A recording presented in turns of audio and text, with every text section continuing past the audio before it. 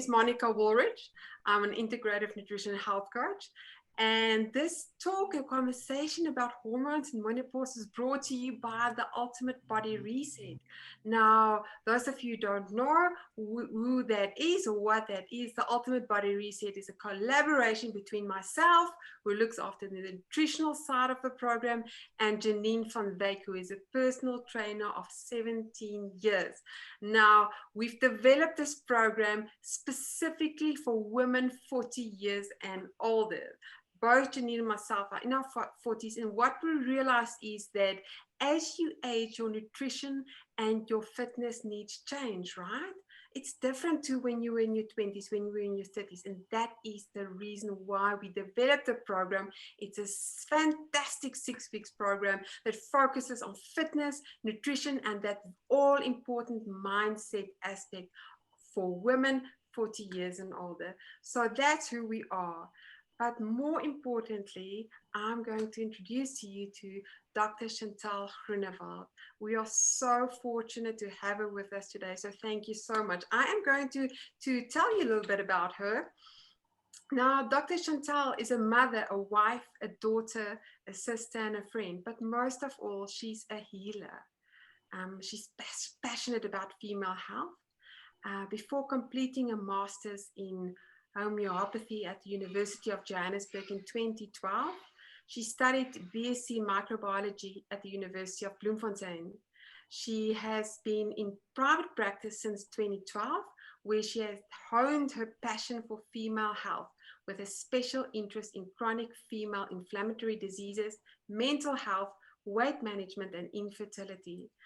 She also hosts female health workshops and serves as a guest speaker at female events and corporate wellness days. She believes women should be educated so that they can feel empowered on their healing journey. Homeopathy is a safe, gentle, and effective system of medicine which stimulates your body's own healing abilities, which she uses in conjunction with tailored nutritional and lifestyle medicine. Each woman is an individual and should be treated as such. There is no one size fits all. So true, right? Health begins with one step at a time, one healthy decision at a time, and the right mindset. Now, her favorite quote, or one of her favorite quotes, is, "Sometimes the smallest step in the right direction ends up being the biggest step of our life. Tiptoe if you must, but take that step." That is by Naheem Callaway. So I am going to hand it over to Dr. Chantell. Chantell, welcome and thank you so much for being with us. Hi, everyone. Thank you very much for inviting me. So today, Monica has asked me to basically talk about female health, hormones, menopause, and healthy eating and everything related to that. So to talk about, I apologize for the entire screen. I'm on my husband's laptop now because my camera wouldn't work. So now you're going to see my entire presentation as opposed to just the slide I wanted to show you. But if we're going to talk about female health, I just want to touch base a little bit about the menstrual cycle, because that is the most important part, isn't it? The menstrual cycle and all the hormones that play a role in the menstrual cycle. So as you can see, I hope you all can see my little arrow here. This is a diagram basically illustrating a normal menstrual period. The hormones we have at play here, in the yellow is your estrogen, in the blue is your progesterone. We have our follicle stimulating hormone, and then we have our luteinizing hormone.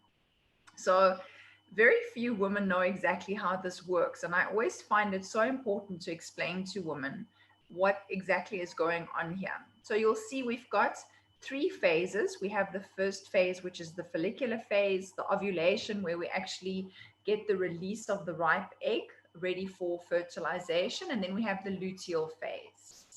The follicular phase, we have high levels of estrogen, and it's during this time that we basically have a little follicle that will develop and ripen. Up to about day 14, we'll get a surge in a hormone called luteinizing hormone, and we'll get secretion, or this little egg will be well, we'll get ovulation basically, which is release of the egg. And then in our second phase, we have high levels of progesterone. And during this phase, we have a nice little build up of the endometrium, which is the inside of the lining of the uterus, ready that should this little egg be fertilized, we can have implantation. So during this first phase, this little part from which the egg is released is called the corpus luteum. And during this phase, it actually secretes high levels of progesterone to maintain this uterine lining that's been built up. Should fertilization not take place, i.e., a sperm cell and the egg cell don't meet, this corpus luteum gets reabsorbed, shrinks and reabsorbed. And if there is a what we call a blastocyte, the beginning of a fertilized egg, it will take over the role of secreting progesterone because this corpus luteum gets absorbed. So no fertilized egg, progesterone levels fall. So very importantly, on day one, we have low levels of progesterone, and then that's what we see as a menstrual bleed because there's not high enough progesterone levels. This endometrial lining that was made to cushion the pregnancy gets broken down, and that's what we then see as a bleed. A healthy, normal cycle should be exactly 28 days. On day 14, we get ovulation. In the first part of the cycle, we want estrogen to be high. In the second part of the cycle, we want progesterone to be high. This estrogen-progesterone ratio is extremely important for female health. Both hormones play a very important role in what makes us women. Obviously, from the beginning, when we start menarche, for our secondary female characteristics, breast, pubic hair, all of these things. But on a daily basis, in our normal physiological functioning, and not just for pregnancy, estrogen and progesterone play a very big role in our health and vitality. So I want to focus specifically on estrogen today because this is what I see for the bulk in my practice. I see women where their estrogen and their progesterone is not in balance. And ladies, this is most of us on a good day. Hopefully by the time I'm done talking, you'll realize how difficult it is to have normal, healthy estrogen levels. So let's look at estrogen. Estrogen, when it is in a healthy amount, and I want you guys to think of hormones like water for a plant. Our hormones are there to protect us, to keep homeostasis, to favor health and vitality. So think about a plant that needs water. Our hormones is like that water. If we give the plant water in the correct amount, the plant will thrive. If we give the plant too much water, it will try to maintain homeostasis, but eventually it will fail. And it will show you the leaves will become a coppery color. It will show you it's not okay. It will show you symptoms that it's not okay. And eventually the plant will die. If you give the plant too little water, the same thing will happen. And this is so important when it comes to estrogen, although albeit all the hormones in our body, but specifically if we're talking about estrogen now. When estrogen is there in a healthy amount, in a healthy estrogen-progesterone ratio, it is brain protective. It helps us with memory, libido. It helps us with becoming pregnant, a normal ovulation. It's got anti-aging effects. It boosts our metabolism.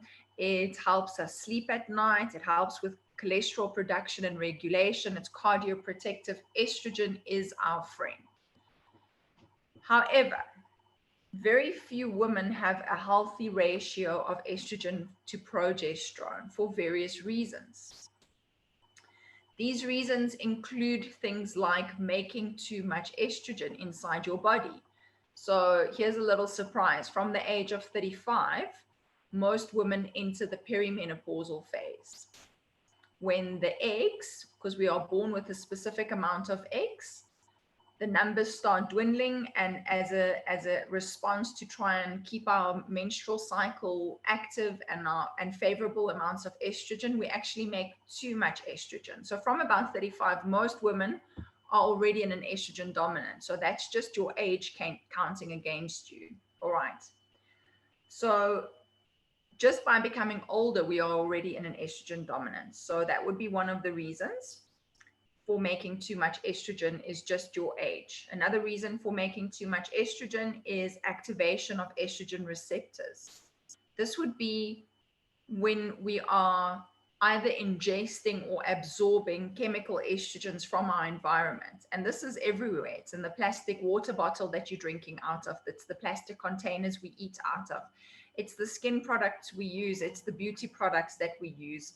It's the pesticides they use to spray our fruits and vegetables with. All of this acts as a chemical estrogen that pushes our body into an estrogen dominance. Non or commercially raised livestock is pumped full of estrogen. The water that we drink is full of estrogen. So xenoestrogens are everywhere. And if you're not actively trying to avoid them, you are also probably in an estrogen dominance. Another one of the reasons why you could be in an estrogen dominance is because you could have lower than normal progesterone levels. And that usually happens when we are very stressed. Our body uses the same building block to make estrogen, to make progesterone, as well as cortisol, our stress hormone. And our body favors cortisol. So a lot of women will be in an estrogen dominance, not necessarily because they've got too much estrogen, but because of high levels of cortisol, they're not able to produce enough progesterone, and that also puts them in an estrogen dominance. So great, now we are in an estrogen dominance. What does that mean? The problem is that the symptoms that we see are very non-specific. So women come and see me because they have difficulty losing weight. They come and see me because they're struggling to conceive, or they've had multiple IVFs that were unsuccessful. Women love coming to see me because apparently their husband told them that their PMS symptoms are out of control and they should go see someone. Bloating, abdominal discomfort, hair loss is another big one. Anxiety and depression, a decreased libido or sex drive, or an inability to have an orgasm. Obviously, another one that's a very big one in my office is people complaining of just fatigue, just being very, very tired and not having the energy they used to have 5 years ago. And then obviously insomnia. And these are all, guys, symptoms of estrogen dominance. And it's very funny because the same symptoms of estrogen dominance, you guys can see here, a lot of this looks like perimenopausal symptoms, right? So now we're back again at the too much or too little. Okay, too much estrogen in the right amount helps us lose weight. It helps us sleep well. It helps us to have a healthy libido. It's cardioprotective. But when it's too little or when it's too much, we kind of get the same effect. All right. So this is all good and well, symptoms of estrogen dominance. But what I want to kind of show you is how all of this is interrelated, because a lot of times patients will be like, okay, but what does my cortisol have to do with my hormones? And what does my gut health have to do with my estrogen dominance? And what is my thyroid, or the fact that I've been to the general practitioner 50 times or my primary healthcare physician, and every single time they tell me my thyroid is within normal limits, but I can see something is wrong and I'm not losing weight. What does that have to do with my estrogen? So I want to show you guys this little diagram that I love drawing for each one of my patients when they come in. I call this the female health approach. And so here's my chair, that my lovely chair. So at the top of this chair, the seat of the chair, the umbrella under which everything else falls, is our gut health. Then we have our thyroid, which is one of the legs of the chair, our adrenals, our adrenal glands that sit on top of our kidneys that secrete cortisol, and our estrogen. All right. So I always think of the thyroid gland as the headmaster of all the hormones, and then the adrenals with the cortisol in terms of importance would be the I call the cortisol the head boy of all the hormones. So your body will favor the production of these two because they're kind of very high up in maintaining homeostasis. All right. So first things first, when we look at the gut, these little red crosses is my gut microbiome, all the healthy bacteria inside the gut.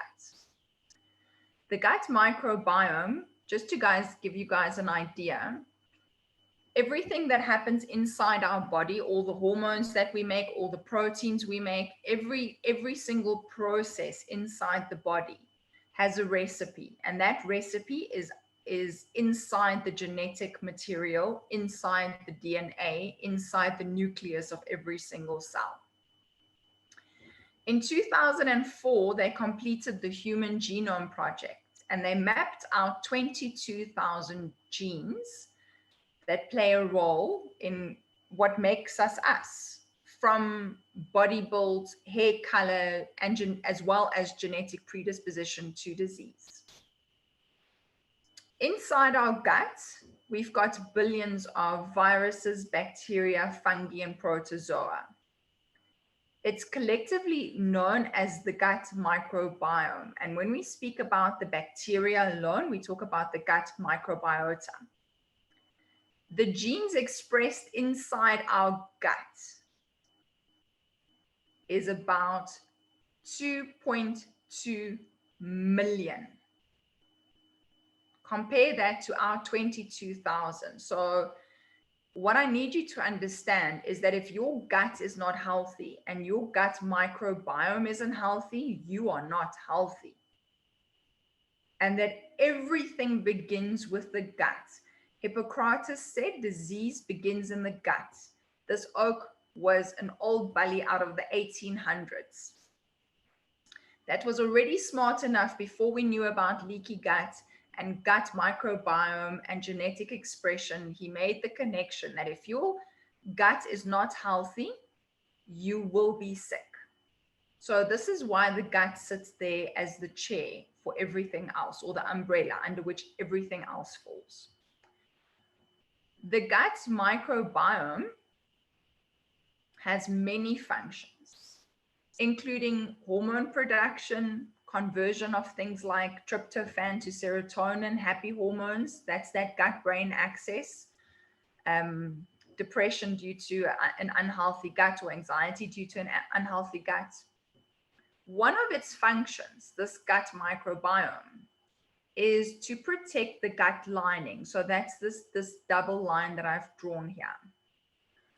If you can imagine your entire gastrointestinal tract from your mouth to your anus, it is a closed system. What we ingest must never be in direct contact with our interstitium. All right. We must only actively absorb through channels out of our gut what we need. It can't just go in there. And the analogy that I like to draw is that your skin does the same thing on the outside.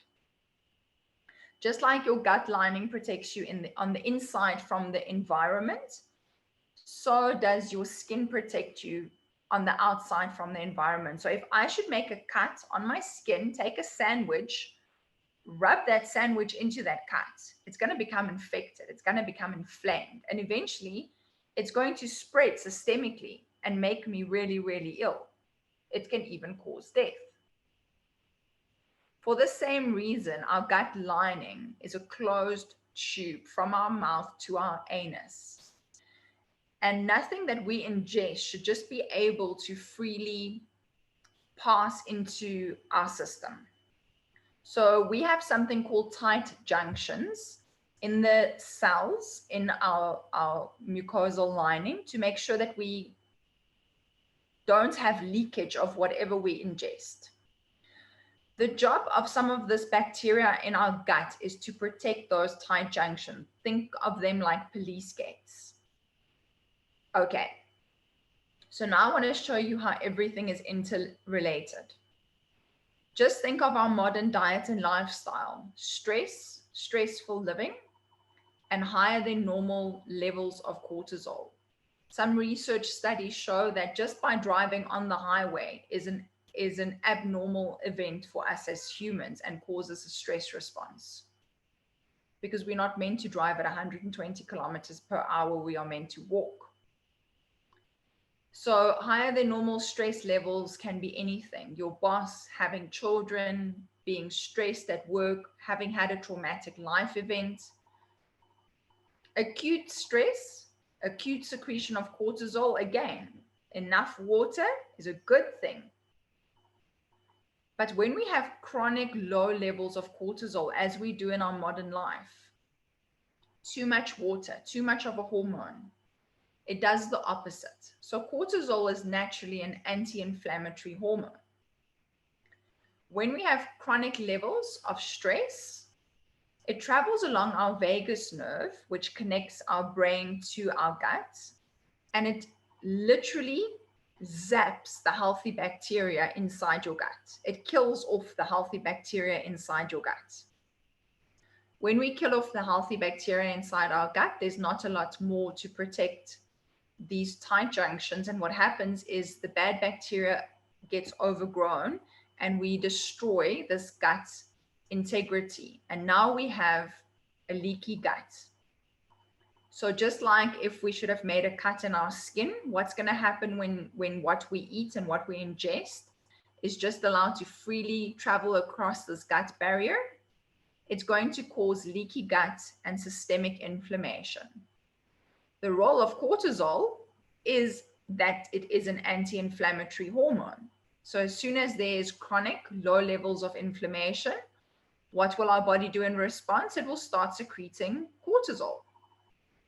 Kind of the thing that caused the problem in the first place, eh?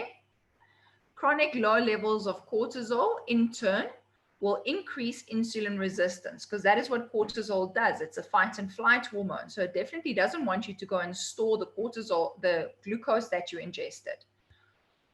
And that's what insulin does. It's our storage hormone. So now we become insulin resistant. With insulin resistance, our pancreas tries to obviously adapt to maintain homeostasis. So it just makes more and more and more insulin. So more insulin resistance leads to higher amounts of insulin being secreted. And what is insulin? It's your fat storage hormone. So now we're making more and more fat because our body is secreting more and more and more insulin. Increased fat leads to an increase, or increased insulin leads to an increase in fat deposition, specifically the fat around our waist, which is what we call a visceral adipose tissue. This visceral adipose tissue becomes an endocrine gland, meaning it can secrete hormones. And what does it do? It prevents or increases the rate at which your androgens gets converted to estrogens. Now, here, another one of those wonderful reasons why we could be estrogen dominant. Just by being a little bit overweight, immediately we put ourselves in an estrogen dominance. Now we are making more and more estrogen, which leads to an estrogen dominance.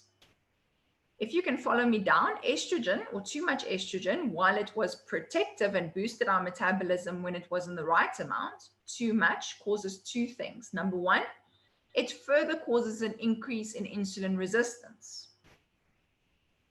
The second thing that it does, so we're making even more insulin to make more fat, to make more estrogen, all right? So if you, like a little triangle here. The second thing it does, it decreases thyroid function. But it won't decrease thyroid function so that you can have a nice, every woman always wants to hear that their thyroid is underactive when they come into my office because they think it's a quick fix. But you won't in this instance necessarily see a reduced level of T4, which is your thyroid hormone. You'll see a perfectly normal T4. The problem, the thing that thyroid does is it increases something called thyroid binding globulin hormone. So you've got enough T4, it's just bound. So it has difficulty sitting on the receptors so that it can unlock the cell and increase the basal metabolic rate. The second thing that happens is estrogen, too much estrogen will actually go and sit on the receptor for your T3 and your T4. Again, blocking the effects of your thyroid hormone. And then the last thing that it will do is too much estrogen congests our liver. And inside your liver, you convert T4 to the active or more readily bioavailable form T3. So estrogen dominance basically just translates into sluggish, fat depositing, unable to lose weight disaster. All right. So the increased insulin resistance with all the effects that excess estrogen has on our thyroid gland eventually decreases our basal metabolic rate, which means now we more readily deposit even more fat. We struggle even more to lose weight. We become overweight even more easier. This leads to an increase in our waist circumference. An increase in our waist circumference is directly proportionate to a pro-inflammatory marker called interleukin 6. So for every 1 centimeter that your waist circumference goes up, we have proportionate increase in interleukin 6, which is a pro-inflammatory marker. And if you can remember, what does cortisol do? It's an anti-inflammatory. So you secrete even more cortisol, and we're right back to where we started. So when women come to me and they are frustrated because why are they not losing weight, I draw them this little picture. And all of a sudden, it all makes a hell of a lot more sense, because this is a snowball effect. And to stop the snowball effect, you really need to know what you are looking for, and you need to go in guns blazing. But the first place we start, or the first place I like to start, is with the gut and with gut health. And I think that's very much what most of you ladies are doing with Monica, is the eating in a way that favors a healthy gut and favors healthy estrogen metabolism. And that's so crucial and so important in basically eating to favor healthy hormones. And you can see why. That's all I have to say, Monica. Thanks, Chantell. That is, I mean, it's absolutely fascinating, right? And it's obviously very, very complex, eh? It's you explain it so well, but even I am at points grasping to keep up, because it's really, really a complicated matter. So, in terms of gut health, what can we do? Or if we feel that we are struggling to lose weight and we suspect that it's got to do with our hormones, the cortisol, the estrogen, what's our next step? Monica, so basically the food that we eat, the medicine that we need is inside the food, because from a genetic point of view, obviously I do quite a bit of genetic testing. And I always find it interesting that when you test people's genetics, although the outcome of the genetic testing will give you a very good idea how to target and tailor their nutritional or their tailored medicine approach. The diet pretty much remains the same. How to eat to upregulate hormones that are protective, and how to eat to downregulate genetic expressions that may be harmful. So in terms of the gut and gut health, obviously we need to avoid the food that can poke holes inside your gut. Fast food, processed foods, conventionally reared animal products because of all the antibiotics, fruit and veg that hasn't been treated with pesticides. But if you can't do that, I like just using an anti-pesticide spray, peeling my produce, or soaking them in some bicarbonate vinegar to try and get rid of that pesticide residue. We obviously want to avoid stimulants such as caffeine and alcohol, again, just because it can really aggravate that chronic cortisol response and just poke some more holes in your gut. And then what you do want to do for a healthy gut is you want to make sure you eat foods high in fiber. Obviously, fiber is one of the best prebiotics for the good, healthy bacteria to grow and to protect that gut lining. So you can get your fiber in obviously making sure that you eat at least 7 servings of vegetables every single day. Or you can add it in the form of something like flax seeds, which again it's got a high amount of fiber, and fiber actually has a dual purpose. When we metabolize estrogen, very often if you do have a leaky gut, after the liver has metabolized the estrogen goes into our bowels to be excreted.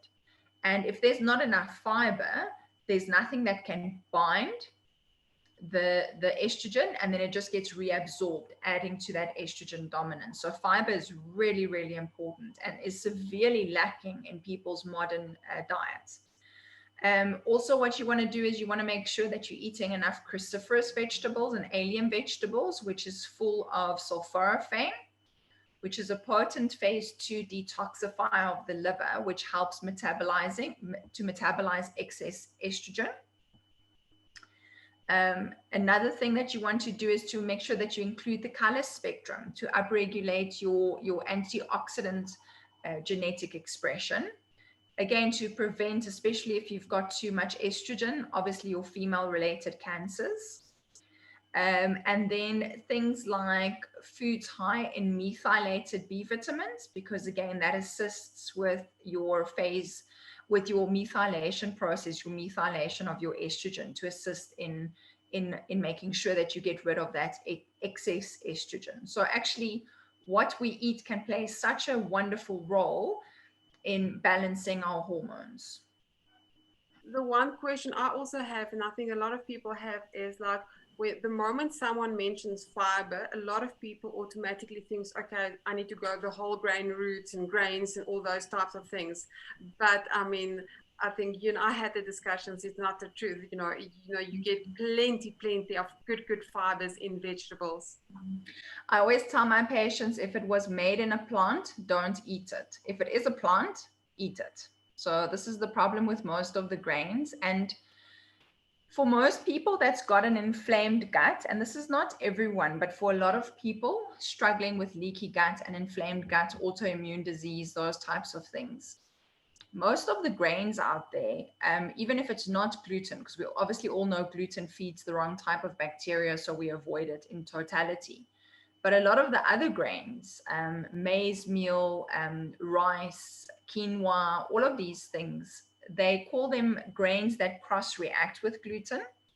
And so there's a lot of research supporting that you should actually avoid them if you are in this pro-inflammatory state. And just for the purposes of calming your system down and calming down that inflammatory cascade, rather obviously just to stick to getting your fiber from your veggies. I think it's important that we also touch protein, right? So what, in terms of animal protein, what's your view on that? Monica, personally, I'm not a very big fan of animal produce, meaning dairy and dairy products. You have to be very cautious of dairy and dairy products, because the way that they get processed often makes them pro-inflammatory, and the way that the livestock is reared often have a lot of growth hormones and often have a lot of antibiotics, so not good. So in terms of dairy and animal products, butter, all of those things, I prefer to say at most you can if you are not lactose intolerant and if you don't have a casein metabolism issue, at most maybe you can have an organic full fat yogurt that doesn't have anything funny in it, thickeners, preservatives, those types of things. For the rest, the cheese, the milk, those types of things, I would rather avoid them until you know, it's very easy if you do something for 3 months just to see how your body feels. It's very easy if you then try and reintroduce milk to see, oh my gosh, this really isn't working for me. Okay. And then you're much more motivated to rather avoid it. In terms of animal protein, my only issue with animal protein is the way it is reared. So I will always say to my patients, it has to be non-commercially raised, meaning it needs to be free range, grass-fed. Those are the two things you always want to look I know a lot of packaging will very proudly say grain fed on it. And then I laugh because it's like the advertising. This is basically, we gave the chickens fast food and now you're going to eat the fat, the fast food fat, which is just really terrible for you. So my second issue is, as South Africans, we think meat should be the highlight of the show. People want an entire steak if you get home. Oh my gosh, I don't know what we're going to eat tonight. I forgot to take out meat. And then all of a sudden we don't know what to eat. And I have a huge issue with that. Meat should be eaten very much in moderation. The vegetables on your plate should be the star of your show, and then meat should be the little addition on the side. Yeah, absolutely. And I think a lot of people, I found it that they can't, when the moment when you start talking about organic and whole, and free range and without, meat that's not treated with hormones and animals not treated with antibiotics, a lot of people start rolling their eyes. Because I mean, whatever, it doesn't really make a big impact or play a role. And also, a lot of people argue that it's more expensive, right? But I think you made a valid point that rather reduce the portion size of your meat and invest in better quality meat than having that big plate of a big piece of steak that fills half your plate, right? Definitely. And I think the portion size is so important because personally, I don't know. I don't want to get into an argument with someone that doesn't think it's not a big deal because it is such a big deal. The quality of the animal products that we're eating. Number one, and number two, the portion size is also hugely important because meat is extremely difficult to break down. So you've got a gut that's leaking, a leaky gut in a state of inflammation, and all it's doing is trying to process that piece of steak that you've just eaten. So it's really hard on the gut. So it really should be used in moderation. And when possible, I always tell my patients, just do like a plant-based meal every second day or every third day. You know, for South Africans, they almost faint if you tell them they can't have meat 3 times per day. But it really is important. And obviously, just based on the gut microbiome that we were discussing, one of the factors that contributes to a healthy gut microbiome is actually plant-based food, as opposed to animal-based products. Yeah, I know you like to say always fill at least 75% of your plate with veggies, right? I tend to say half your plate, but you take it even a level further, which is the way to go. Chantell, let's quickly talk a little bit about hormone replacements. When is it necessary? What type of replacements? What's your view on hormone replacements? Monica, hormone replacement is a very personal and private thing between you and your primary healthcare physician. It's something that you should go and discuss with your doctor because there is no one size fits all. I am probably one of the biggest anti-oral contraceptive practitioners out there. Like, if you come and talk to me about oral contraceptive, I'll tell you to run in the opposite direction. But when you come and talk to me about hormone replacement, I'll say, this is something we need to think about. This is something we need to talk about. I don't think hormone replacement therapy is all bad. And in fact, if it's done correctly and at the correct time, and if you catch the patient in the right portion of their perimenopause, menopause, it can actually assist in protecting the brain from degeneration and shrinking. Basically, it can protect the bones from osteoporosis, osteopenia, bone loss. It can be cardioprotective. But there's obviously so many factors that need to be taken into account. The type of hormone replacement that you are using, whether it's just a conventional hormone replacement or a bioidentical hormone replacement. And then obviously your own personal history, as well as a family history of any female related cancers, are questions that you need to ask and discuss with your primary healthcare physician. So I'm not really answering your question, except to say that it could be extremely beneficial for some people, but you need to take a thorough case history as well as a family history before making that decision.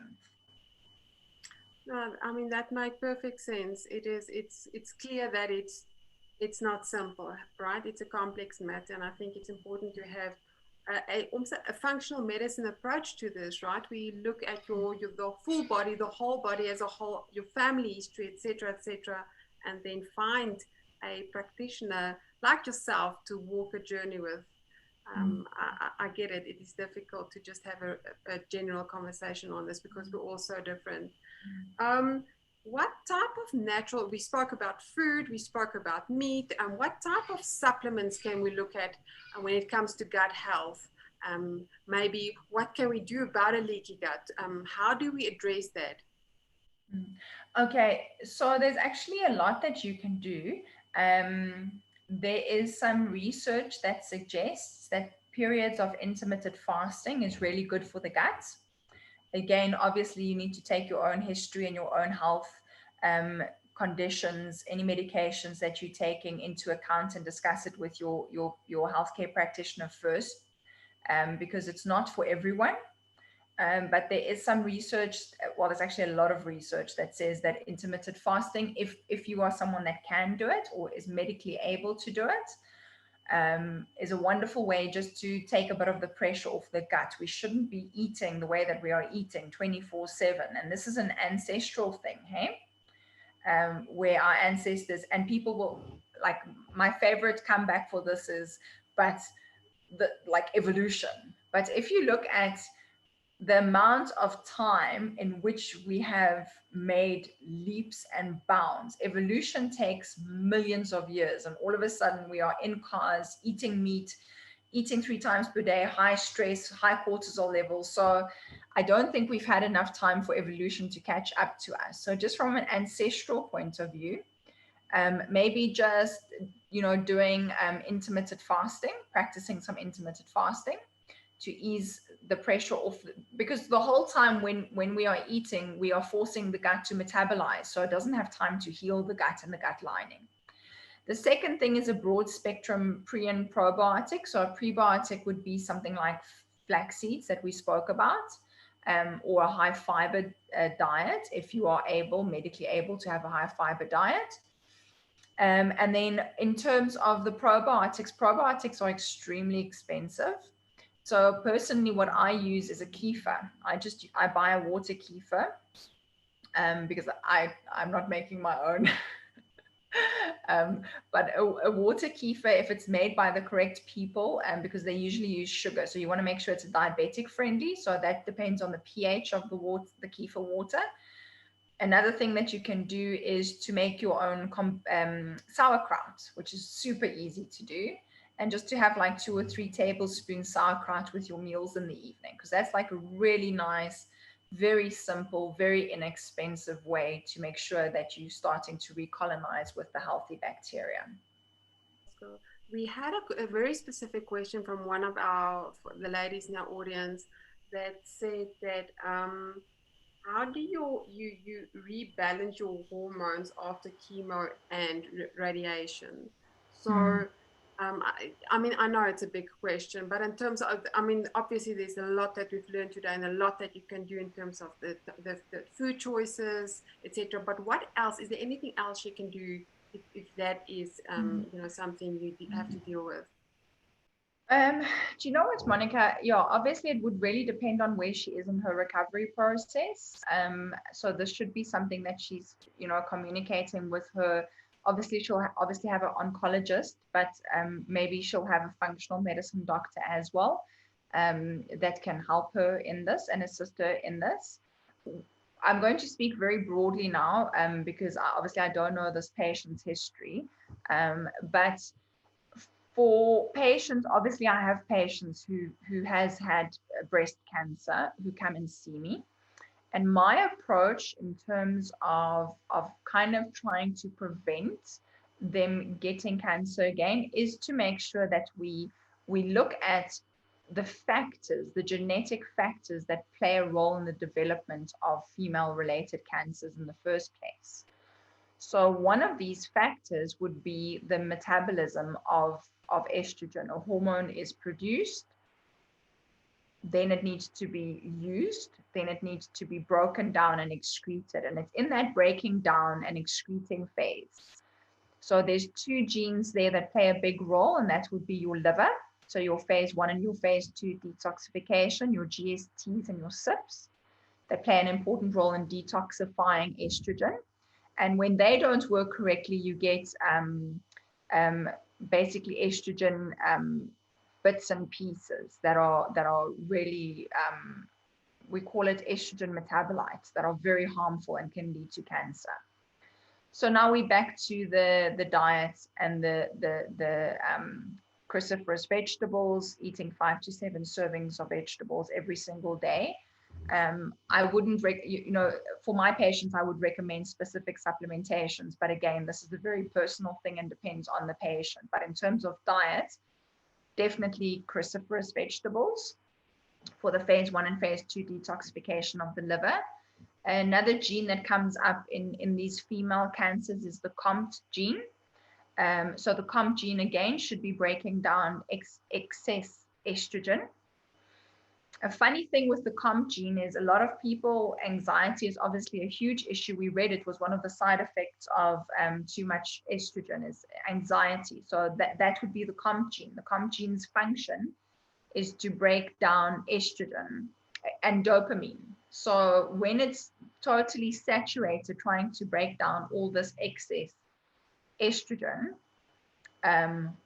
it can't break down the dopamine. So now you become anxious. And that's what anxiety is excessive levels of dopamine. So that COMT gene is just magnesium-rich foods, or maybe taking a magnesium supplement to upregulate the function of that COMT gene. And then obviously decreasing the load on the COMT gene by decreasing all that excess estrogen, which could be environmental factors. The makeup that you're using, the plastic water bottle that you're using, the non-organic fruits and vegetables that you're using, all of that is adding an excess pressure on your COMT gene and your liver to detoxify the estrogen. And then another one of your genes, obviously, is your MSOD gene, which is one of your antioxidant genes. So here we would be looking at the color spectrum.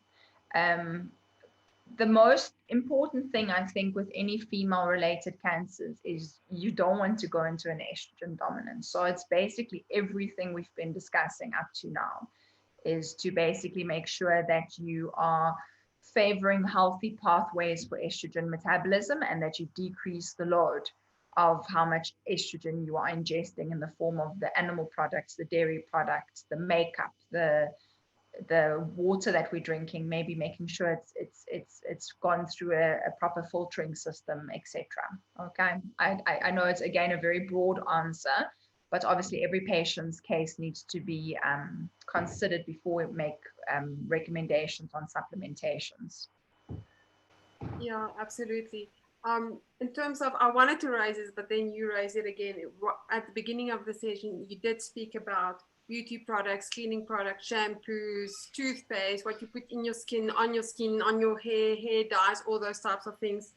How important is that to go more natural route? And where do we go from here?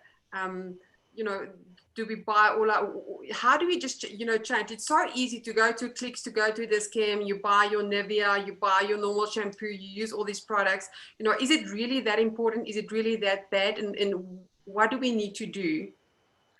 Is it really that important? Is it really that bad? To answer your question, I've been washing my entire body with a face wash because it's the only organic thing I have left in my house.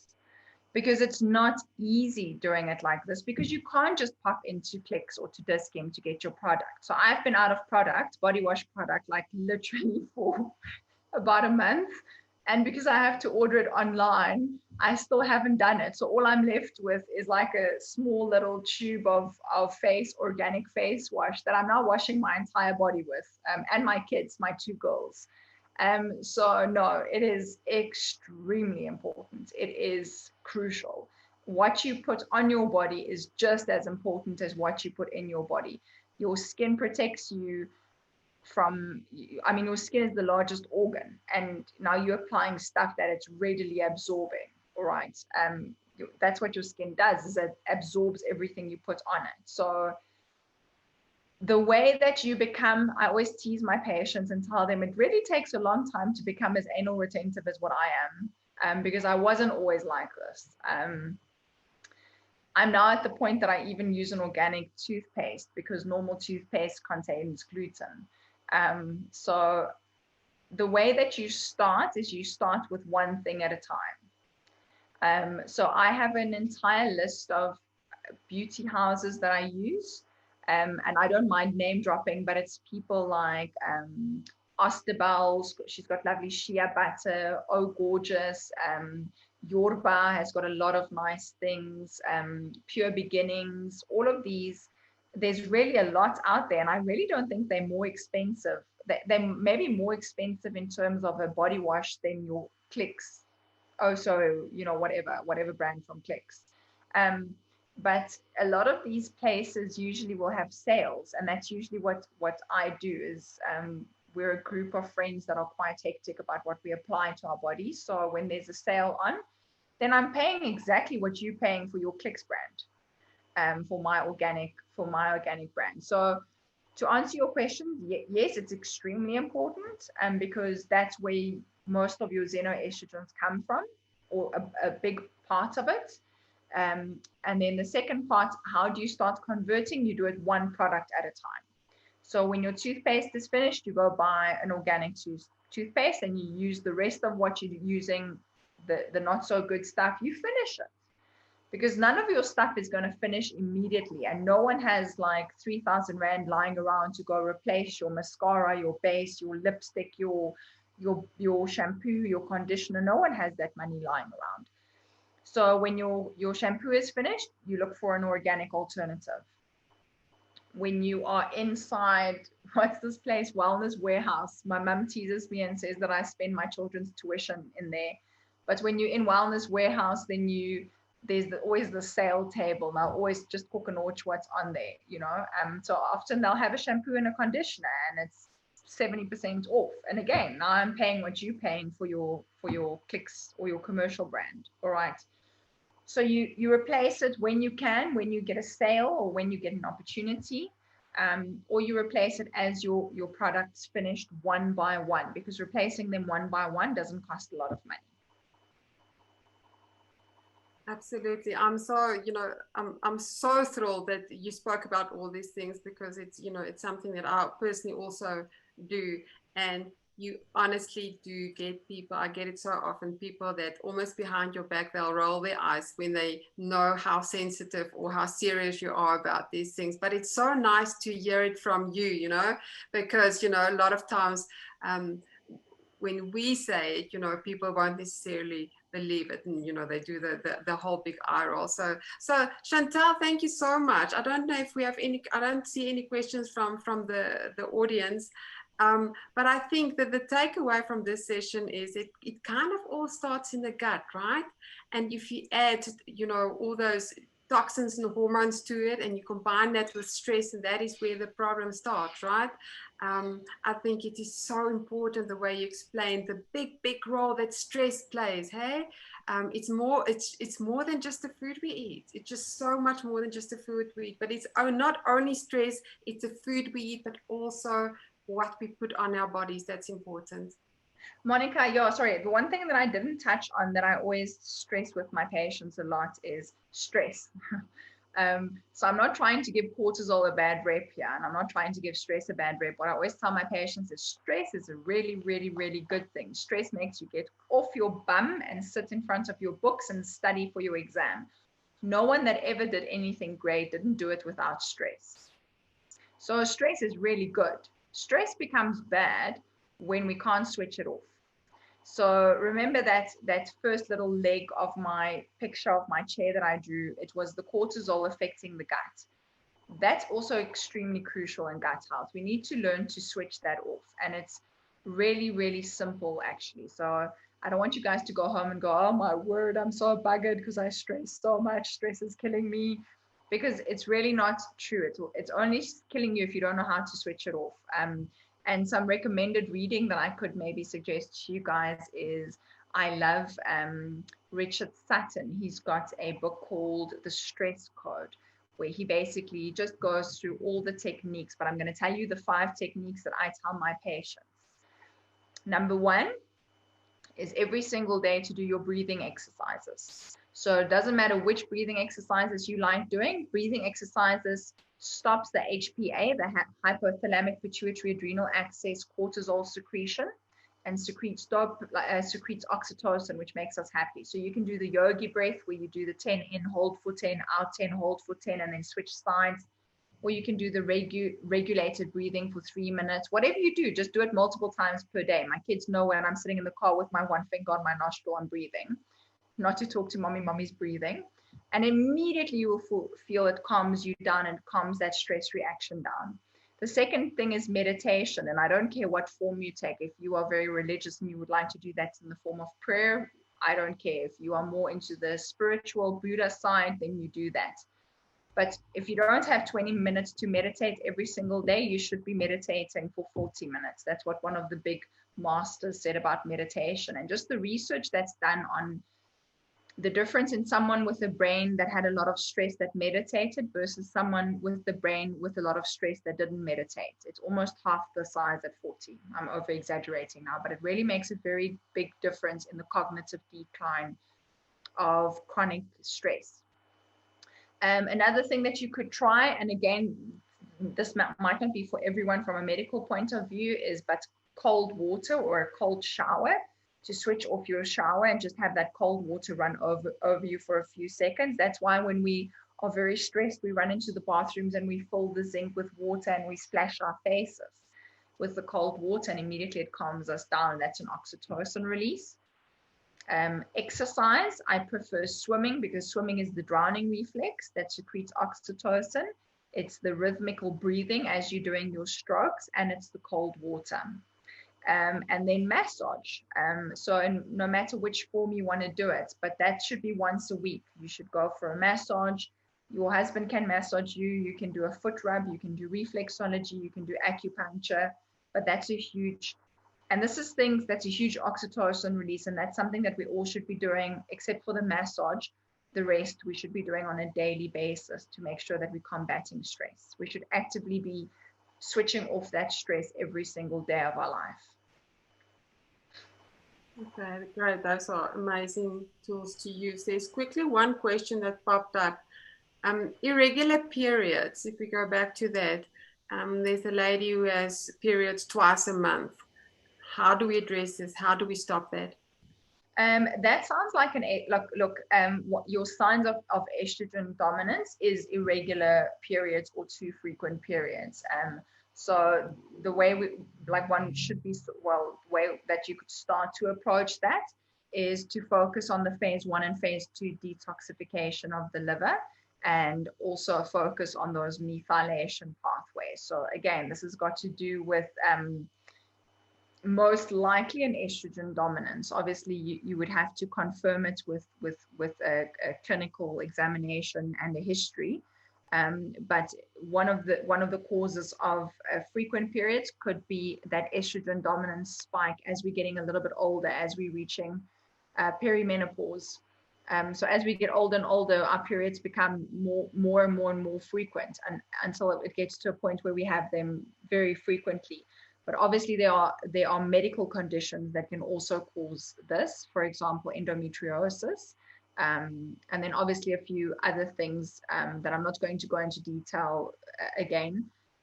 But you definitely want to look, when there's too frequent periods, we definitely want to look at that estrogen progesterone ratio and the balance with each other. Okay, so we've got another question. I've had IBS for many years with severe constipation. Do I deal with this in the same way as you discussed for leaky gut? Okay, irritable bowel syndrome is a very complicated problem, obviously, because of that gut-brain axis. So I would say if someone suffers from IBS, it should be a very holistic approach. We have to look at stress management.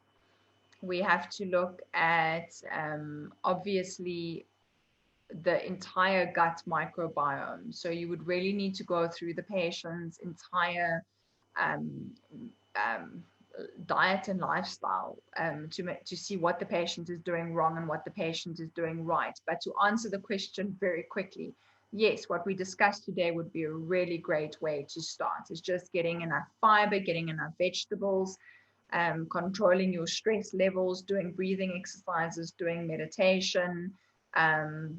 But yeah, for a patient like that, if the basics doesn't help, because this is what she can do at home.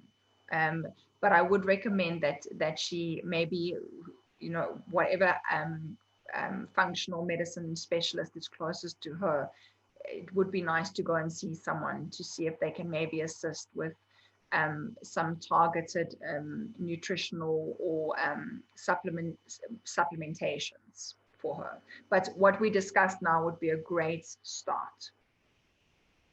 Okay, absolutely. I think we're going to wrap this up.